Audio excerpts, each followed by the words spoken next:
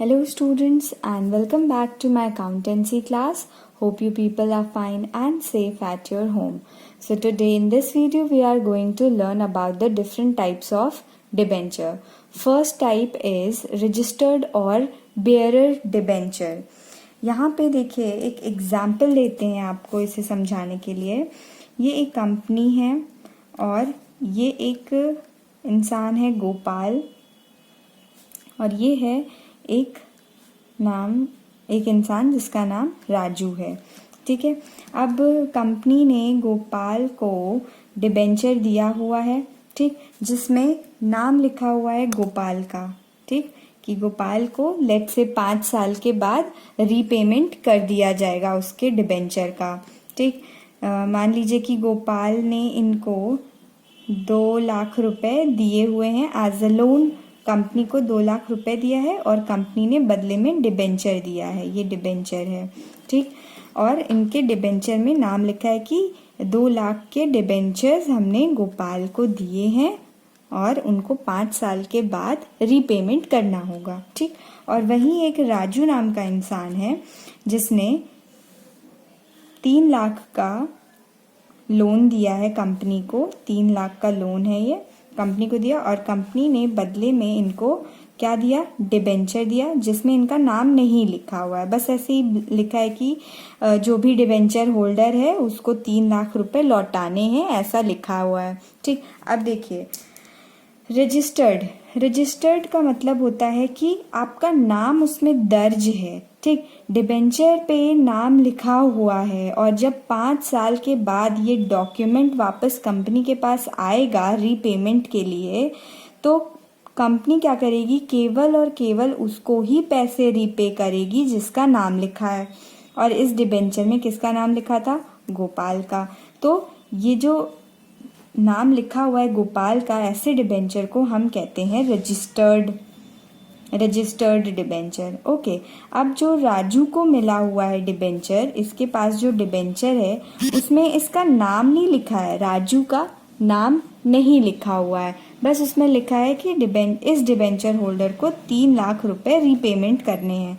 तो इस केस में मान लीजिए गलती से राजू से ये डिबेंचर ये कागज़ का टुकड़ा खो जाए और आपके पास पहुंच जाए तो आप कंपनी के पास जाके ये 3 लाख रुपए ले सकते हैं. ठीक. बेयरर मतलब कोई भी जाके पैसे निकलवा सकता है जब रीपेमेंट का टाइम हो. 5 इयर्स का हमने समय लिया तो 5 साल बाद जिसके पास भी ये कागज़ का टुकड़ा यानी कि ये डिबेंचर होगा वो जाके पैसे रीपेमेंट करवा सकता है. ठीक है. तो ये होता है बेयरर चेक, मतलब कि किसी के पास भी हो वो जाके अपना पैसा निकलवा लेगा. और रजिस्टर्ड में जिसका नाम लिखा है कंपनी केवल और केवल उसी को ही देगी. ठीक है. तो इसीलिए ये प्रेफर किया जाता है कि रजिस्टर्ड डिबेंचर हो तो ज़्यादा अच्छा है क्योंकि बेयरर में थोड़ा रिस्क होता है. ठीक. चलिए अब नेक्स्ट टाइप देखते हैं. सेकंड टाइप है सेक्योर्ड या कह लीजिए मॉर्टगेज, मतलब गिरवी रखना. मॉर्टगेज्ड या अनसेक्योर्ड और नेकेड, जिसे हम नेकेड डिबेंचर भी बोलते हैं. ठीक. नेक्स्ट टाइप है एक तो सेक्योर्ड डिबेंचर और एक अनसेक्योर्ड डिबेंचर. ठीक. जैसे कि यहाँ पे एक रजिस्टर्ड हमने पढ़ा और ये रजिस्टर्ड, ये रहा बेयरर. ठीक. पार्ट ए और पार्ट बी. इसमें भी ये पार्ट ए है सेक्योर्ड डिबेंचर और ये पार्ट बी है अनसेक्योर्ड डिबेंचर. ठीक. अब देखिए इसमें क्या होता है कि ये एक कंपनी है. ठीक. और ये सोनू है. सोनू ने 1 लाख का लोन दिया, 1 लाख का लोन दिया इनको कंपनी को. ठीक है. अब जो है ये इसको डर है कि कंपनी भाग गई तो अगर कंपनी भाग जाएगी तो उसके पैसे कैसे लौटाया जाएगा. तो ये कहेगा कि हम आपके ऊपर कैसे भरोसा कर लें कि आप जो है हमारे पैसे को लौटाएंगे जब टाइम आएगा. तो फिर ये कंपनी कहेगी कि हम आपको डिबेंचर दे देंगे, मतलब कि ये एक कागज़ का टुकड़ा दे देंगे जिसे हम डिबेंचर बोलते हैं, ठीक, ये डिबेंचर दे देंगे। तो तभी इसको डर है कि क्या पता हमको ये थमा के और अपना निकल जाए, भाग जाए कंपनी, तो कैसे हम पैसे करेंगे। तो फिर ये बोलेगा कोई एसेट एज ए सिक्योरिटी जो है हमको दे दीजिए, ठीक, गिरवी रखवा दीजिए।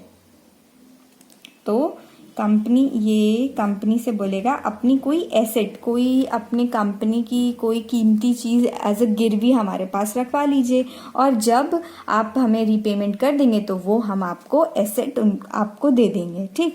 तो इसको हम कहते हैं सिक्योर्ड मॉर्टगेज, और जनरली सब लोग ऐसा ही करते हैं क्योंकि सबको डर होता है कि कंपनी कहीं भाग ना जाए, ठीक है। तो कोई एसेट एज अ सिक्योरिटी मतलब एज अ गिरवी जो है, एज अ मॉर्टगेज रखवा दिया जाता है, ठीक है, इस लोन देने के बदले में, और उसे हम कहते हैं सिक्योर्ड या मॉर्टगेज्ड डिबेंचर। अब देखिए अनसिक्योर्ड या नेकेड डिबेंचर क्या होता है। अब इसी कंपनी का एक और आदमी डिबेंचर होल्डर है, ठीक। इसने भी 1 लाख दिया हुआ है कंपनी को एज अ लोन, ठीक, लेकिन इसने कोई भी चीज़ गिरवी नहीं रखवाई कंपनी की, तो ये अनसिक्योर्ड डिबेंचर है। इस केस में अगर कंपनी भाग गई तो ये कुछ भी नहीं कर सकता, ठीक। इस वाले सिक्योर्ड वाले में अगर कंपनी भाग गई तो कोई बात नहीं, उस कंपनी का एसेट तो हमारे पास है, हम उस एसेट को बेच करके वो अमाउंट जो है निकलवा लेंगे, तो हमारा पैसा भी बर्बाद नहीं होगा। इसीलिए प्रेफर यही किया जाता है कि सिक्योर्ड डिबेंचर ही लें। फिर उसके बाद नेक्स्ट टाइप देखते हैं। ये हो गया हमारा, हमने 4 टाइप्स देख लिए, registered debenture, bearer debenture, secured debenture और अनसिक्योर्ड डिबेंचर, ठीक है। थर्ड टाइप देखिए, ये होता है रिडीमेबल एंड इररिडीमेबल डिबेंचर। एक होता है रिडीमेबल डिबेंचर और एक होता है इररिडीमेबल डिबेंचर। ये पार्ट ए और ये पार्ट बी।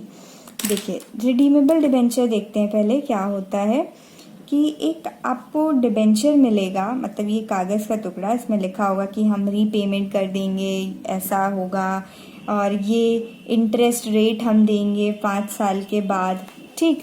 तो इस डिबेंचर में क्या बोला गया कि 5 साल के बाद आपको रीपेमेंट कर दिया जाएगा, ठीक है। रीपेमेंट का टाइम पीरियड मेंशन होता है इसमें, ठीक। जो भी लिखा रहता है वो सारी चीज़ें लिखी रहेंगी और वो टाइम पीरियड लिखा रहेगा। तो ये होता है रिडीमेबल डिबेंचर, मतलब टाइम पीरियड मेंशन होता है आपके डिबेंचर में। और इररिडीमेबल में क्या होता है, इसे हम परपीचुअल डिबेंचर भी कहते हैं, ठीक है। इसे हम क्या कहते हैं, परपीचुअल डिबेंचर। रीपेमेंट का टाइम मेंशन नहीं होता इस वाले डिबेंचर में। ये जैसे यहाँ पे हमने 5 साल लिखा हुआ है, ऐसा उसमें नहीं लिखा होता। Repayment only at the time of liquidation. इसमें रीपेमेंट तभी किया जाता है जब कंपनी बंद हो रही होती है या ख़त्म करने वाले होते हैं, मतलब कंपनी का उद्देश्य ख़त्म हो गया तो क्या करते हैं कंपनी वाले, अपने सारे डिबेंचर होल्डर्स को उनके सारे पैसे लौटा देती है। तो वो होता है इररिडीमेबल डिबेंचर। इसे कभी रिडीम नहीं किया जाता। रिडीम कब किया जाता है, जब कंपनी लिक्विडेशन हो रहा होता है, कंपनी का लिक्विडेशन हो रहा होता है, मतलब at the time of winding up of company, खत्म हो रही है कंपनी, ठीक। Hope everyone has understood the difference between the redeemable debenture and irredeemable debenture. Redeemable में क्या होता है, आपको टाइम पीरियड मेंशन होता है कि कब रीपेमेंट करना है। रिडीमेबल मतलब रीपेमेंट करना, ठीक, वो टाइम पीरियड मेंशन होता है डिबेंचर में। और इररिडीमेबल जिसे हम परपीचुअल डिबेंचर भी कहते हैं, इसमें टाइम मेंशन नहीं होता है क्योंकि ये तब रीपेमेंट किया जाता है, तब रिडीम किया जाता है जब कंपनी आपकी ख़त्म हो रही होती है, ठीक। चलिए अब हम नेक्स्ट अपना टाइप देखते हैं। टाइप नंबर 4, कन्वर्टेबल डिबेंचर्स और नॉन कन्वर्टेबल। ठीक, अब कन्वर्टेबल डिबेंचर्स क्या होते हैं और नॉन कन्वर्टेबल, ये आपको नाम से ही समझ में आ रहा होगा। ठीक, ये पॉइंट नंबर ए और ये पॉइंट नंबर बी। देखिए, कन्वर्टेबल वो डिबेंचर्स होते हैं जब चाहो तब आप शेयर में कन्वर्ट करा सकते हैं। मतलब अगर आपका डिबेंचर है, इसको आप कन्वर्ट करा सकते हैं शेयर्स में जब आपका मन करे तब। अगर आपने कन्वर्टेबल डिबेंचर खरीद के रखा है तब आप कभी भी डिबेंचर को शेयर में कन्वर्ट करा सकते हैं।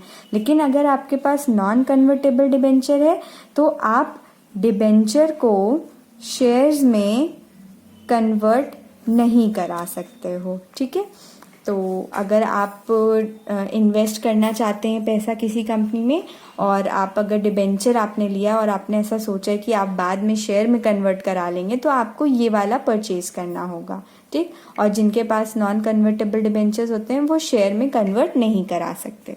ठीक, नाम से ही सजेस्ट हो रहा है नॉन कन्वर्टेबल एंड कन्वर्टेबल। फिर चलिए फिफ्थ देखते हैं, ये होता है जीरो कूपन बॉन्ड्स। ठीक, ये जीरो कूपन बॉन्ड एक क्या होता है, चलिए देखते हैं। देखिए, बॉन्ड्स क्या होता है, ये कुछ भी नहीं, ये हमारा डिबेंचर ही होता है। ठीक, डिबेंचर का छोटा भाई कह लीजिए, ये डिबेंचर ही होता है।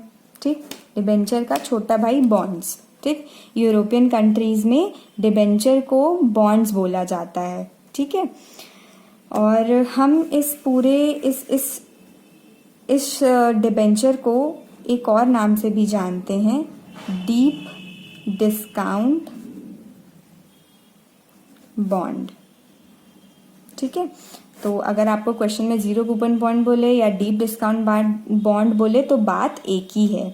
ठीक है, तो अब देखिए कूपन, हमें देखा कि बॉन्ड्स मतलब डिबेंचर का छोटा भाई, कूपन मतलब क्या होता है। कूपन अभी हमने आपको यहाँ पिछले वाले वीडियो में बताया था। कूपन रेट क्या होता है, इंटरेस्ट रेट होता है। ठीक है, तो कूपन रेट क्या होता है हमारा, रेट ऑफ इंटरेस्ट। ठीक, और जीरो मतलब सबको पता है, जीरो मतलब जीरो, नील जीरो। ठीक, इज इट क्लियर। तो हमने इस शब्द को अलग अलग तोड़ लिया। जीरो मतलब जीरो, कूपन मतलब रेट ऑफ इंटरेस्ट। हम डिबेंचर वाले चैप्टर में इंटरेस्ट रेट को क्या बोलते हैं, कूपन रेट बोलते हैं। बॉन्ड्स मतलब डिबेंचर। ठीक, तो अगर हम इसको अगर सरल भाषा में अगर देखें तो क्या है, zero interest rate, zero interest rate वाले डिबेंचर। ठीक, यही मतलब हुआ। तो जीरो कूपन बॉन्ड का मतलब ये होता है जीरो इंटरेस्ट डिबेंचर। ठीक, इसमें कोई भी इंटरेस्ट नहीं लगता है। ठीक, डीप डिस्काउंट बॉन्ड इसे हम कहते हैं। डीप डिस्काउंट मतलब कोई भी इंटरेस्ट नहीं लगाया जाता इसमें। तो ये होते हैं हमारे जीरो कूपन बॉन्ड्स वाले डिबेंचर्स। ठीक है, hope you people have understood all the types of debentures. Okay, now we will see the disclosure of balance sheet. Okay, हम डिबेंचर को कैसे डिस्क्लोज करेंगे अपनी बैलेंस शीट में। हम अपने डिबेंचर्स को दो तरीके से डिस्क्लोज कर सकते हैं, मतलब शो कर सकते हैं। एक नॉन करेंट लाइबिलिटी के हेड में या तो फिर हम करंट लाइबिलिटी के हेड में। तो हमें पता करना होगा कि हमारा जो डिबेंचर है वो कैसा है। ठीक, वो लॉन्ग टर्म बोरोइंग वाला है या शॉर्ट टर्म बोरोइंग वाला है। लॉन्ग टर्म तब होगा, कैसे पता चलेगा, जब 12 मंथ के पीरियड के ज़्यादा वाला होगा। ठीक है, when debentures are issued for more than 12 months. आप लोग 12 महीने से ज़्यादा के यानी कि 1 साल के ऊपर वाले जो डिबेंचर आपने इशू किए हैं वो लॉन्ग टर्म कहलाएंगे। ठीक, जैसे मान लीजिए 5 साल, 3 साल, 2 साल। ठीक, तो ये कौन से डिबेंचर्स होते हैं, लॉन्ग टर्म बोरोइंग्स होती है। और इसको हम किस में शो करेंगे, नॉन करेंट लाइबिलिटी के हेड में शो करेंगे। और करंट में क्या होता है, ये शॉर्ट टर्म होते हैं जो 1 साल के अंदर अंदर के लिए आप इशू करते हो। ठीक है। जैसे कि 6 मंथ्स के लिए आपने मान लीजिए डिबेंचर इशू कर दिया, या जैसे भी 1 साल के अंदर यानी 12 मंथ्स से अंदर अंदर आपने कोई डिबेंचर इशू किया है तो वो शॉर्ट टर्म बोरोइंग्स कहलाता है और उसे हम शो कर देते हैं करंट लाइबिलिटी में। ठीक, चलिए अब हम नेक्स्ट देखते हैं। इसमें बोला जा रहा है difference between shares and debentures. हमें डिबेंचर्स और शेयर में डिफरेंस बताना है। ये हो सकता है आपको 1 नंबर क्वेश्चन में आ जाए। ठीक है, तो मीनिंग देखिए, shares are the company owned capital. Shares क्या होते हैं? कंपनी का खुद का कैपिटल होता है, कंपनी की खुद की पूंजी होती है। ठीक है, जिसे कंपनी खुद ओन कर रही होती है, खुद की मालिक होती है, उस पैसों की खुद ही की मालिक होती है। ठीक, debentures are the borrowed capital. जो पूंजी होती है वो बोरो की जाती है। ठीक है, जो पब्लिक को इश्यू करते हैं डिबेंचर, वो उनसे पैसे मांगते हैं कि हमें लोन दे दीजिए, है ना। तो ये बोरोड कैपिटल होता है कंपनी का, मतलब उधार पे ली हुई पूंजी। फिर स्टेटस, जिनके पास शेयर्स होते हैं उन्हें हम शेयर होल्डर्स कहते हैं। ठीक है, और उन शेयर होल्डर्स को हम, उनका स्टेटस क्या होता है? ओनर्स का स्टेटस होता है। ठीक, शेयर होल्डर्स जो होते हैं वो ओनर्स होते हैं। फिर डिबेंचर होल्डर्स कौन होते हैं? इनसे हमने उधार लिया है पैसा, जिन्हें हमें उस पूरा पैसा हमें लौटाना होगा डिबेंचर होल्डर्स को। ठीक, मतलब कि वो हमारे क्रेडिटर्स हैं। क्रेडिटर्स कौन होते हैं? हमने 11th में पढ़ा था कि जिनसे हम उधार लेते हैं वो क्रेडिटर होते हैं। ठीक, और ये क्रेडिटर्स कौन, मतलब ये क्या होता है? लाइबिलिटी होता है, क्योंकि हमारी रिस्पॉन्सिबिलिटी है कि हम इन्हें पे करें। ठीक, फिर उसके बाद मोड ऑफ रिटर्न्स। ठीक, हम रिटर्न्स कैसे पे करते हैं? Share holders are given the dividends. Share holders में हमने देखा था, शेयर होल्डर्स को हम क्या करते हैं, कुछ रेट ऑफ इंटरेस्ट से कुछ रेट होता है उससे इंटरेस्ट पे करते हैं, है ना। तो इस शेयर वाले चैप्टर में उन इंटरेस्ट को डिविडेंड बोला जाता था। ठीक है, और डिबेंचर होल्डर्स को क्या दिया जाता है? इंटरेस्ट दिया जाता है एट कूपन रेट।